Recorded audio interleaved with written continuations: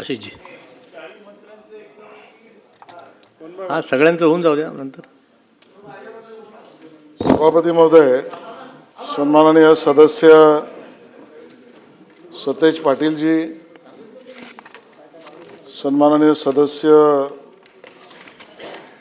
अंबादास दानवेजी, सन्माननीय सदस्य अभिजित वंजारीजी, सन्माननीय सदस्य विक्रम काळे आणि सर्व अन्य सन्माननीय सदस्यांनी या 260 वर चर्चा करताना विशेषतः MPSCच्या विषयावर आपापली मतं आणि प्रश्न उपस्थित केले. सभापती महोदय, खऱ्या अर्थाने महाराष्ट्रातल्या युवकाला स्पर्धा परीक्षेमध्ये यश संपादन करून त्याचं भविष्य घडवण्यासाठी अतिशय शास्त्रोक्त पद्धतीने आणि व्यावसायिक पद्धतीने काम करण्याची भूमिका घेऊन MPSC हे त्या ठिकाणी परीक्षांचं नियोजन करत असते. सभापती महोदय, मी सन्माननीय सर्व सदस्यांनी मांडलेले मुद्दे या ठिकाणी वाचले आणि त्या सगळ्याची गोळाबरीज केल्यावर ज्या सगळ्या गोष्टींचं एकत्रित उत्तर देणं शक्य आहे ते या ठिकाणी देण्याचा माझा प्रयत्न आहे. सभापती महोदय, आपण हे लक्षात घेतलं पाहिजे की मुळात बदल करण्यासाठी नवीन परीक्षा पद्धती केलेली नाही. जो काही बदल केला आहे तो बदल नसून तो एका रिफॉर्म सुसूत्रीकरणाचा भाग आहे. MPSCच्या विषयात या सदनामध्ये आधीसुद्धा चर्चा झाली, त्यामध्ये सुद्धा सन्माननीय सदस्यांना आपण अवगत केलं होतं की यामध्ये सुसूत्रीकरणाच्या आवश्यकतेनुसार संपूर्णतः विभागांतर्गत अभ्यास गट करून आवश्यक त्या विशेषज्ञांच्या सूचना घेऊन साधारणतः आपण 3 बदल त्या ठिकाणी प्रस्तावित केलेले आहेत आणि बदल नसून रिफॉर्म सुसूत्रीकरण त्यात आपण करतो आहोत. एक, गट क संयुक्त पूर्व परीक्षा ही CBTद्वारे घेण्यात येणार आहे. कॉम्प्युटर बेस्ड टेस्टद्वारे ती घेण्यात आहे. दुसरं, गट अ, गट ब, गट ब अराजपत्रित आणि गट क संवर्गाच्या पूर्व परीक्षा वर्षातून 2 किंवा अधिक वेळा घेण्यात येणार आहेत. त्या पण CBTद्वारे. पूर्वी एकदाच संधी होती, आता ती 2 किंवा 3 वेळा त्याला पूर्व परीक्षा देण्याची मुभा त्या विद्यार्थ्याला त्या ठिकाणी मिळणार आहे. आणि तिसरं, महाराष्ट्र नागरी सेवा गट अ ब मुख्य परीक्षासाठी 2027 पासून वैकल्पिक विषय वगळण्यात आले आहेत. सभापती महोदय, हे 3 बदल किंवा सुसूत्रीकरणाच्या साठी केले याचं कारण अतिशय स्पष्ट आहे की आपण पूर्वी OMR ऑप्टिकल मार्क रिकग्निशन, ज्याला आपण गोल करणं किंवा बबल करणं या पद्धतीने आपण परीक्षा घ्यायचो, त्याऐवजी आता कॉम्प्युटर बेस्ड टेस्ट CBT घेण्याचा निर्णय केला आणि तो गट अ, गट ब, गट ब अराजपत्रित आणि गट क या संवर्गाच्या पदभरतीसाठी आयोगातर्फे करण्यात येणार आहे. त्याचं कारण काय सभापतीमध्ये? त्याचं कारण स्पष्ट आहे. पूर्वी MPSCकडे वर्ग केलेल्या पदांच्या परीक्षेची संख्या आणि आता आपण नव्याने जो निर्णय 5 मे 2026ला राज्य शासनाचा केला, त्यामध्ये आता आपण पूर्वीपेक्षा जास्त पदांच्या परीक्षांची परीक्षा ही आता MPSCकडे वर्ग केली. आणि उदाहरणादाखल सांगायचं झालं तर पूर्वी 6 ते 7 हजार पदांची भरती MPSCच्या माध्यमातून व्हायची. आताच्या अपेक्षित आहे ते प्रतिवर्षी अंदाजे ती 50 ते 60 हजार पदांची भरती होईल. इतकी मोठी कामाची व्याप्ती MPSCची त्या ठिकाणी वाढली आहे. आणि ते एक महत्त्वाचं कारण आहे अन्य कारणांबरोबर की आपण OMR वरून CBTवर गेलो. याचं कारण पहिल्यांदा ते आहे. दुसरं, आपल्याला माहिती आहे की ऑफलाईन परीक्षांसाठी जिल्हा केंद्रावर शाळा आणि महाविद्यालय याच्यावर आपल्याला अवलंबून राहावं लागतं. आणि मग त्यामध्ये आपल्याला माहिती आहे केंद्र सरकारच्या परीक्षा असतात, विद्यार्थ्यांच्या परीक्षा असतात, विविध बँकांच्या परीक्षा असतात, विविध त्या ठिकाणी असलेल्या प्राधिकरणाच्या परीक्षा असतात. या सगळ्यावर आपल्याला शनिवारी किंवा रविवारी जिल्हा स्तरावर शाळा महाविद्यालय मिळण्यासाठी अशीच अडचण आणि अवघड परिस्थिती होते.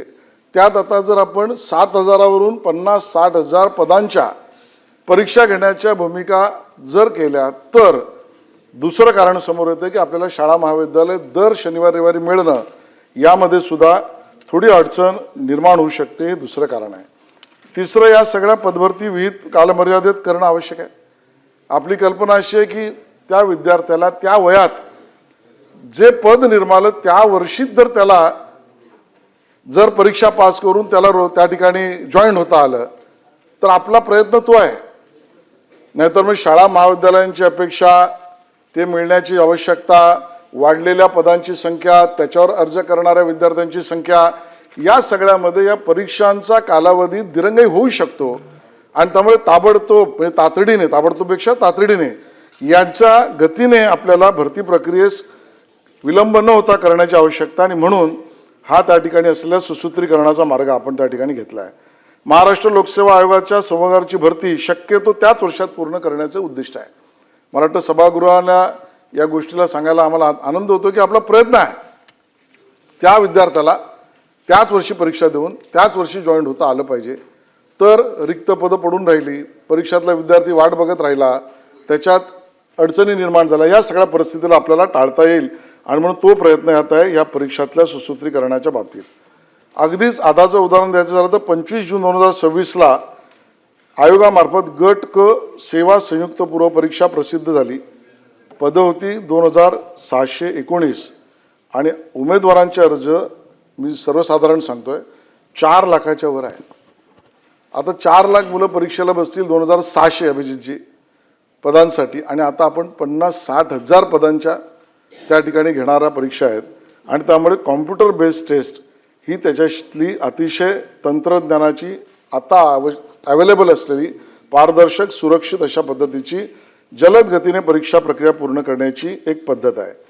बरी पूर्वपरीक्षा ही चाळणी परीक्षा हे पण आपण समजून घेतलं पाहिजे आणि त्यामुळे CBTद्वारे ते आधुनिक तंत्रज्ञानाच्या आधारावर तातडीने करता येईल. हाही विषय समोर आला सभापती महोदय की आपल्याकडे विद्यार्थ्यांना या CBTच्या परीक्षा देण्यात विद्यार्थी म्हणून काही अडचणी येतील त्या दूर केल्याच पाहिजेत. पण आपल्याला माहिती आहे की मग काहींनी प्रश्न उपस्थित केला की जिल्हा स्तरावर आमच्या विद्यार्थ्यांना जावं लागेल ग्रामीण भागातून. पण सभापती महोदय आजही CET, CAT, JEE इथला आपला देशभरातला आणि देशातला आपल्या राज्यातला ग्रामीण भागातला विद्यार्थीसुद्धा जिल्हा स्तरावर जिल्हा केंद्रावर येऊन CBTद्वारेच परीक्षा देतो. त्यामुळे या परीक्षा नव्याने काहीतरी त्याला अडचण निर्माण करणारा नसून ज्याची पद्धती आधीच सुरू आहे राज्यामध्ये या पद्धतीनेच होतोय. त्यामुळे त्यातही काही नव्याने करून आपल्याला अडचण निर्माण करण्याची भूमिका नाही. अजूनही स्पष्ट सांगायचं झालं तर हेच विद्यार्थी जे MPSCला बसतात ते विविध परीक्षांमध्ये सुद्धा बसले पाहिजे. त्यामध्ये सुद्धा CBT पद्धतीने ते परीक्षा देतात. उदाहरण कर्मचारी निवड आयोग SSC प्रति परीक्षा उमेदवारांची संख्या 45 ते 50 लाख. तिथेही नॉर्मलायझेशनला मी पुढे येतोय पण नॉर्मलायझेशन पद्धतीने CBTद्वारे हेच विद्यार्थी ज्यातले जे बसू पाहतात ती परीक्षा देतात. रेल्वे भरती बोर्ड RRB प्रति परीक्षा 1.5 कोटीपर्यंत विद्यार्थी बसतात, तीही CBTद्वारे होते. बँकिंग क्षेत्रातील IBPS प्रति परीक्षा 25-30 लाख विद्यार्थी त्या ठिकाणी बसतात, ती सुद्धा CBTद्वारे होते. या ठिकाणी मला सांगितलं मी मगाशी JEE 15-16 लाख विद्यार्थी बसतात. UGC NET 8 ते 10 लाख विद्यार्थी, MHCET 8 ते 10 लाख, CAT 2.5 ते 3 लाख आणि त्यामुळे ह्या पद्धतीने अगोदर किंवा MPSC बरोबर CBT पद्धतीने परीक्षा देणारे विद्यार्थी आपल्या राज्यामध्ये मोठ्या संख्येने आहेत हा सांगण्याचा त्यातला प्रयत्न आहे. सभापती महोदय अन्य राज्यांमध्ये सुद्धा केरळ असेल, तेलंगणा असेल, आंध्र प्रदेश असेल, राजस्थान असेल, उत्तर प्रदेश असेल, कर्नाटक असेल, तामिळनाडू असेल, बिहार असेल, हिमाचल प्रदेश असेल, यामध्ये लोकसेवा आयोग व दुय्यम सेवा मंडळाकडून गट अ, ब व क पदासाठी CBTद्वारे परीक्षा होतात.